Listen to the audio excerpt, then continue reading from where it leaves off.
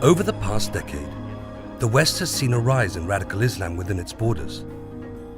Concerned by this growing threat in Europe, the European Foundation for Democracy has launched a program to empower Muslim activists who are countering these violent ideologies.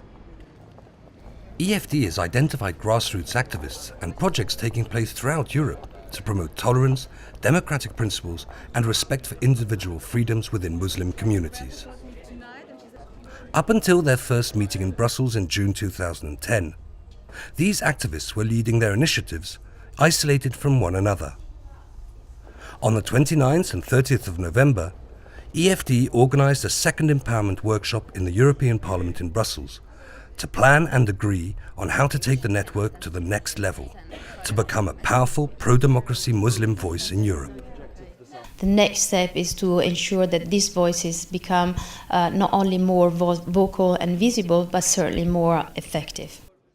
There's absolutely a need for a network. Already this morning I've heard people talk about the kind of things that I address in the UK.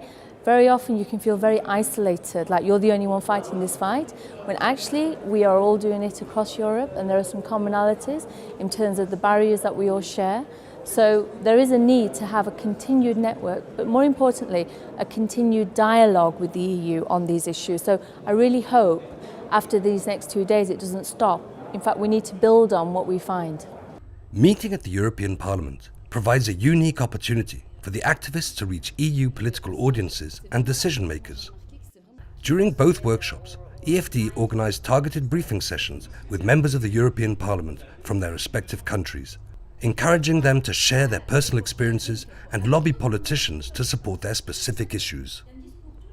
So coming here is very much about learning, it's about engaging with the EU members of Parliament from Britain and actually holding them to account about what is happening to British-born subjects like me and across Europe. By coming together, participants have been able to share their own experiences.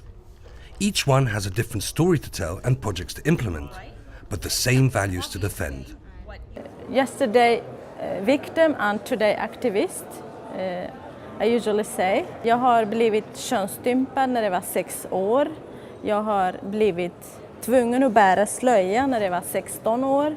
Jag var nära till döden av min egen bror med ett stort Kalashnikov riktat med mitt huvud av min bror. There are some practices of a certain so-called Muslim which need to be condemned. They need to be dealt by the law of the land. The activists agreed on a common, critical need to advocate for alternative Muslim voices towards politicians, media, as well as public opinion.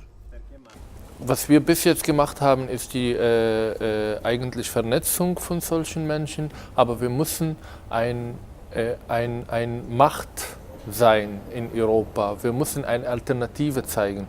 Wir müssen die Menschen dazu bringen, die muslimische Community, die Immigranten, zu wissen, dass nicht nur Salafiten oder sehr religiöse Extremisten in Europa gibt, sondern es gibt auch eine andere Art von Islam. Ein sehr toleranter Islam, ein sehr Islam, das man auch ihm mit Demokratie, Menschenrechte vereinbaren kann.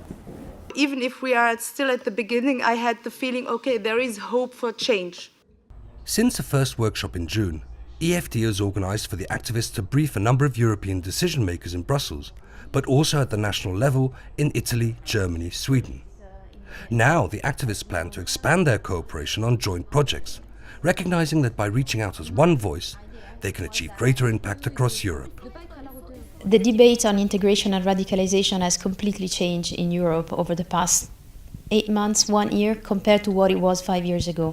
We now have a fantastic opportunity and the perfect fertile ground for these activists to address the issues in a more effective way, to speak and engage with key decision makers in Brussels and in their own respective countries.